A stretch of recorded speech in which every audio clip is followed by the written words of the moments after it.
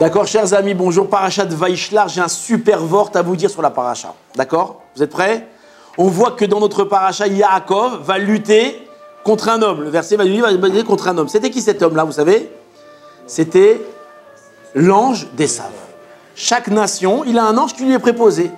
Et cet ange-là, avant la rencontre avec Ésav, cet ange-là va venir se battre avec Yaakov.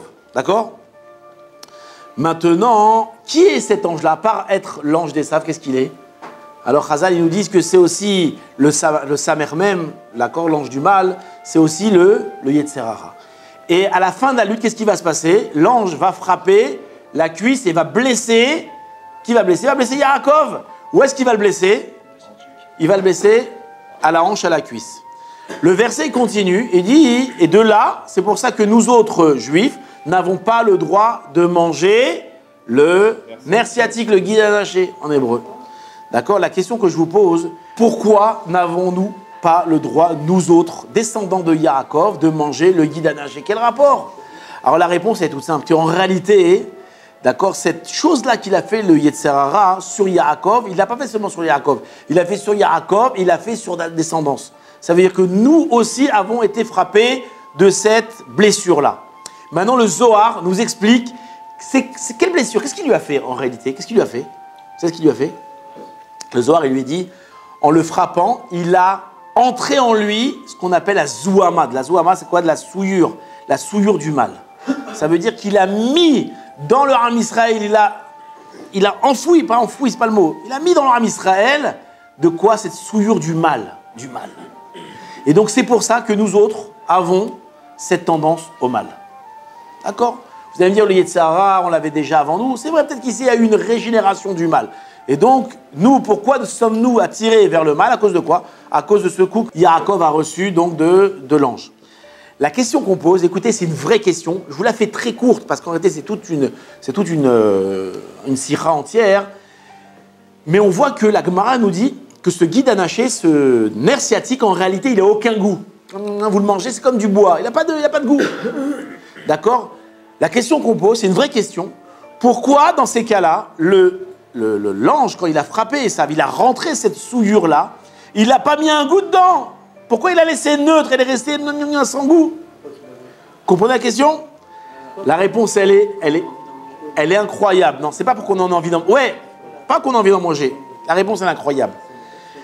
C'est pour nous dire comme ça, qu'en réalité, le Yetzer Hara, le mal, ouais, nous, on a tendance à croire que le mal, il veut nous prendre notre Olam Haba, notre monde futur. Mais il nous laisse le Olam Hazé. Ce monde-ci, il te laisse kiffer. Pas du tout. Le Yetzer Hara, même ce Olam Hazé, il veut te l'enlever. Il te fait fauter. Il te fait faire plein de choses. D'accord, le Yetzer Hara? Toi, tu crois que tu vas avoir un profit. Tu vas, miam, miam, cette faute-là. Non. Même la faute que tu manges, même la faute que tu consommes, elle n'a aucun goût. Elle est comme le guide anaché. La question qu'on pourrait poser, et qu'on pose d'ailleurs, pourquoi est-ce que la faute n'a pas de goût? C'est de quoi que la faute n'a pas de goût?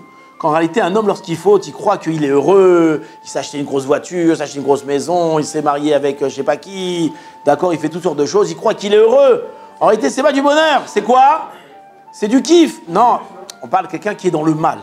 Quelqu'un qui est dans le mal, qui a acheté des choses en reniant la Torah, en croyant que voilà, cet homme-là, il n'est pas dans la Torah, mais regarde ce monde-ci qu'il a, au moins le monde qu'il a. En réalité, il achète un iPhone, l'homme il croit qu'il est heureux, en réalité il n'est pas heureux. C'est pas du bonheur qu'il y a ici. Il y a du kiff par-ci, par-là. Mais réellement heureux, il n'est pas. Pourquoi? Il est toujours aussi coléreux, il est toujours aussi haineux, il dispute toujours avec sa femme, ses enfants l'embêtent toujours, etc., etc., etc. Donc en réalité, on voit que les gens qui abandonnent la Torah pour ce monde-ci, pour profiter de ce monde, que même ce monde, ils ne l'ont pas. Ils n'en profitent pas. Oui ou non?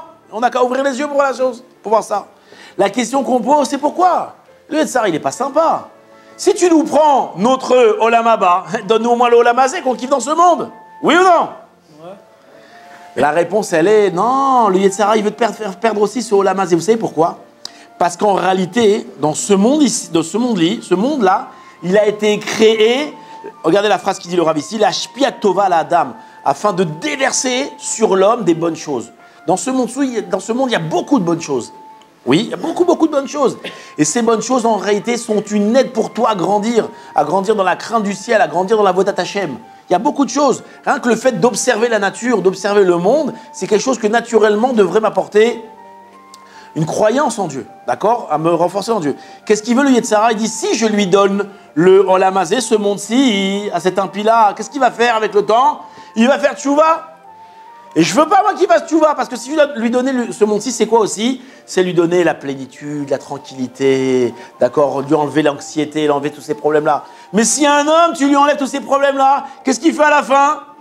Il va faire tchouva. Moi, je veux pas le Olam Yetzirah, je veux tout lui enlever. Je veux pas qu'il ait Olam Haba. Donc, pour pas qu'il ait Olam Haba, en réalité, je lui donne même pas non plus le Olam Hazé.